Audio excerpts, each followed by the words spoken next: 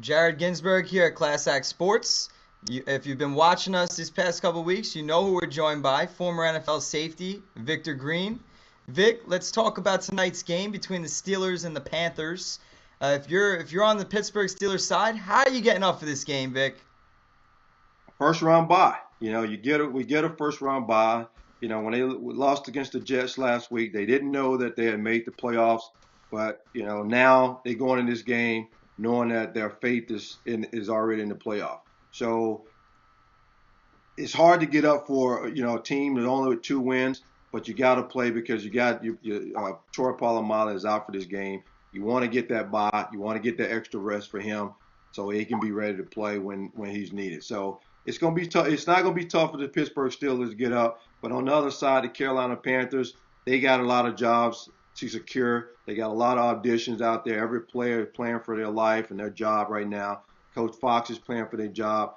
They own national television, so they want to come out there and play hard. They want to show Pittsburgh Steelers that, hey, this two and whatever record we got right now, don't look at that. You got to come out there and play for 60 minutes. So it's going to be a decent game. Carolina got to get their running game going because you can't put it on Clausen to go out there and play. Steve Smith hasn't had his best year statistical-wise in a long time, but they still a team that they went out and beat Arizona last week. So who knows? They're going to play hard tonight. Well, Arizona's not much of a team anyway because who knows what they got going on as far as their quarterback situation goes. But focusing on Carolina, the only way they have a chance is come get your stew. Jonathan Stewart is going to have to rush for over 150, 200 yards tonight. As big as I am on Jonathan Stewart, he's a great back, real tough to bring down. You know, he's been banged up, unfortunately. He was injury prone a bit coming out of college, coming out of Oregon, but nonetheless, a great back. I just don't see it against the Steel Curtain. Well, You know, focusing well that, on They running game got to be there as you mentioned. Not only but Mike Goodson is a pretty good back in itself. I know they ran for over 200 yards against Atlanta here. They had some good yardage last week. 100 plus yards against Arizona. So they are very capable. They got a decent offensive line. So don't discount their running game against the Pittsburgh Steelers. Pittsburgh has a great defense, but they have some good runners, and they got to be able to tackle. It's going to be cold. These defensive guys, they can miss some tackles. So look for that running game to be on for Carolina tonight.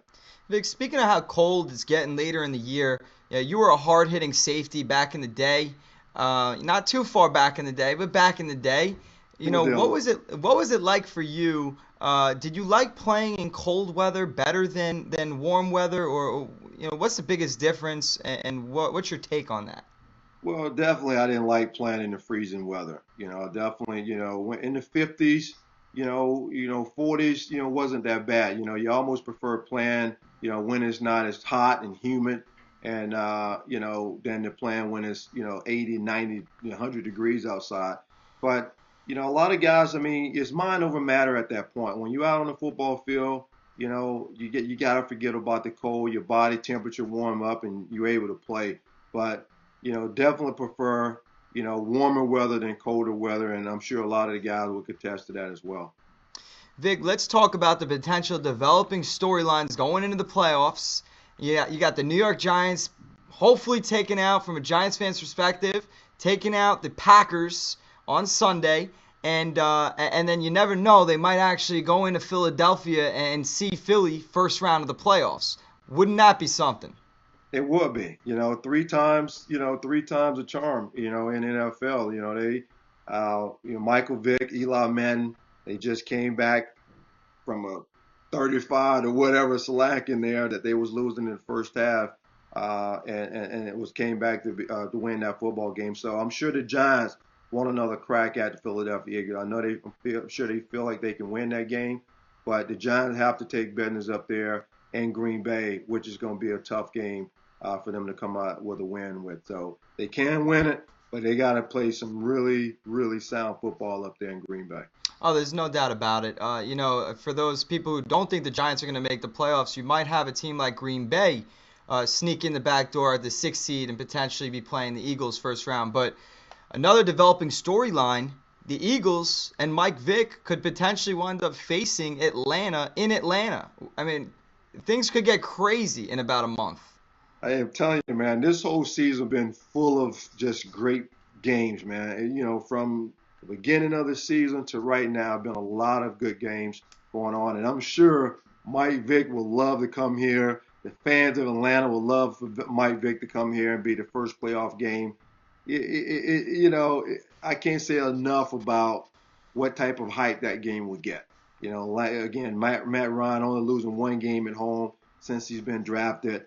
Mike Vick played in this game, in the dome for a lot of years. The fans still love him here, so that'll be a game to see. That'll be a real good game to see. I know you're a Giants fan, and you'll love to see the Giants play the Philly, but actually, I would like to see Atlanta play Philadelphia. The Giants go over there and play someone else.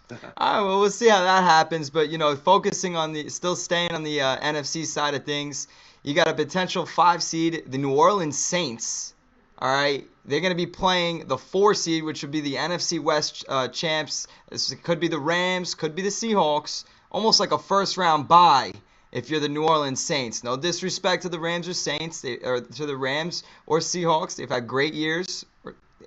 From an NFC West perspective, great year. They have a losing record about to make the playoffs. But nonetheless, you got to tip your cap to Sam Bradford, turning that franchise around, making the Rams relevant again. But if you're the New Orleans Saints, it almost seems like a perfect storm if you're not going to win the NFC South. Well, you got the Super Bowl champion here and haven't gotten a lot of pub here this year, but they find themselves with a 10-win season already. So you still got to watch out for them. They just slowly creeping up into the playoff picture, and if they make the playoff, you better watch out because they have some weapons offensively to get the job done. Defensively, I think they still are struggling a little bit trying to find who they are defensively, but if they get one of those 2 teams, Seattle or the Rams, I think they'll be licking their chops on that game and looking forward, not looking forward per se, but I think they feel that they can win that game and they can make another push towards that Super Bowl run. As far as the Saints go, a couple of things that stick out in my mind. I'm a former Towson alum. We didn't have too many players make the league. Jermon Bushrod playing great left tackle. He's starting left tackle for the Super Bowl champs, protecting one of the best quarterbacks blindside in Drew Brees.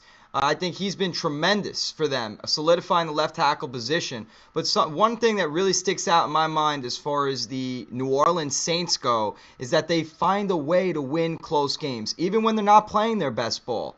What is it about teams like that just always find ways to win the ball game?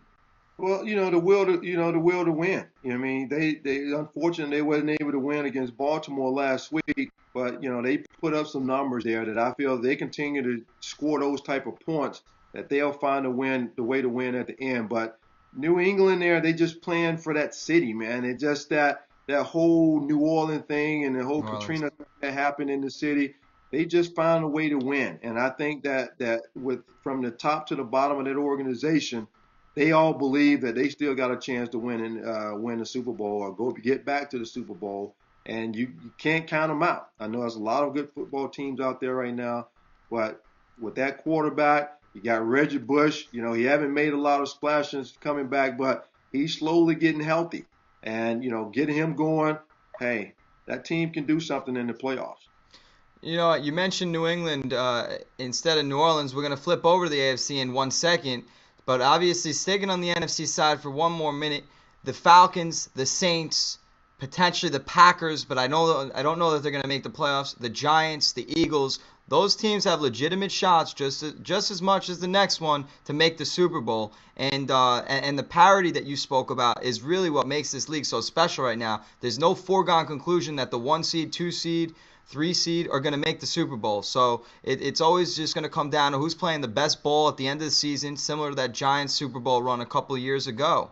But now flipping over to the AFC side of things, you got the Colts, the Steelers, the Ravens, the Chiefs, the Jets, and the Pats.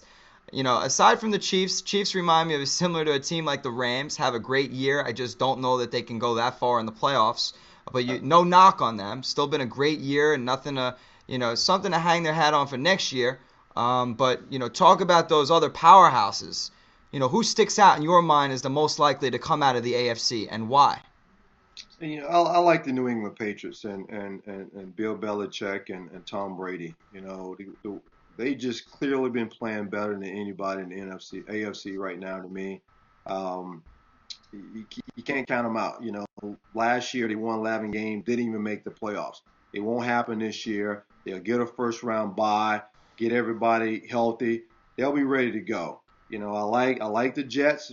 The Jets, they got a chance. They got a good defense. That defense continue to play. Sanchez can make enough plays. I would like to see the Jets and the Pats play for the AFC Championship game. That'll be something special right there. So, but you got to get past Pittsburgh, Baltimore, the other teams that you mentioned. But it's a tough race, and any of those Crazy. four teams have an opportunity to get to the Super Bowl. But you also you didn't even touch on the Colts. You might have a rematch between the Colts and the Jets there as well. So you talk about potential rematch from last year's AFC Championship game, Colts Jets.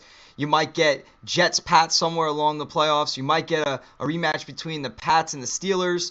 And we didn't even really get into Baltimore. So I mean, it's just crazy, real crazy. And we spoke about the Giants Eagles potential, possibly Eagles Falcons. It's insane the way things are shaking up. And obviously, don't discount the former Super Bowl champs, the defending Super Bowl champs, New Orleans Saints. But You didn't mention all that because it's two games can decide a lot and how these things play out in the AFC and the NFC. So it's too close to talk about this team, that team, because Baltimore can wind up not even making the playoff if they lose the next two games. So it just so many things that can still happen that is too close to call right now. So let's see it all play it out, and then let's see who's going to come out on top. That's a great point. There's no doubt about it. Things still have to shake up. Teams have to go out there. Teams have to execute, and they got to make the playoff push. One last thing, Vic. You talked about there's 2 games left on the schedule. What about if there were 4 games left on the schedule, assuming they do go to that 18-game schedule and wipe out 2 preseason games? How would that affect things? There's something that doesn't seem right about it. There's something that seems great about it in terms of 2 extra weeks of football and 2 meaningless weeks as far as the preseason goes out. But, what's your take on the whole potential 18-game season? It will be tough on the players. It really will. You see now and all the injuries, all the concussion things that are taking place. You give these guys 2 more weeks for more things to happen to them. The guy's not happy about that. The fans will be ecstatic. The owners will make more money. But it's player's body out there, man. I'm going to tell you, after 16 games, I couldn't sleep on my shoulder for about a month. Now, talking about 18-game season, now you're talking about 4 playoff games for a wild card team. You're talking about 22 games, now 26, plus, 2 weeks of training camp. That's a long time, a lot of hitting. So 18 games, it sounds good, but, let's wait and see if that's going to pass. And if that's going to hold up the CBA collective bargaining agreement, then at that point they might as well just let it go and pick their battles wisely. Obviously, the rookie pay scale needs to be addressed, no doubt about it there. But everyone needs this football to continue going on. It's at its highest level. You got soccer moms talking about football. I mean, you got 9-year-old kids talking football, guys, girls, old, young. And that's what we love about what we do here at Class Act Sports, is that everyone loves sports. And we're here to, for the fans. So there's no doubt about it there, but there's no doubt that there needs to be football and no work stoppage. Hey, are you ready for some football, man? Let's go play. Let's leave it at 16 games. If they can work out 18 and work out something financially for the players, obviously that's going to have to come into play. Shorter, preseason, which they talk about, but it's going to be tough. I mean, the coaches, they hit during practice, and a lot of that stuff going to have to get tailored back a whole lot for these guys to agree to a lot of that stuff. So, it's been a great season so far, and I would like to see 2 more games, but it's tough, and it all have to be worked out. All right, Vic, let's catch up soon, early next week, after the Giants clinch on Sunday versus the Packers. and a couple other things shake out around the league. Thanks for joining us, Victor. Thanks for having me, brother. See you on the next side. All right, bro. I'm Jared Ginsburg, and you're watching Class Act Sports. And this is Victor Green, and you're watching Class Act Sports.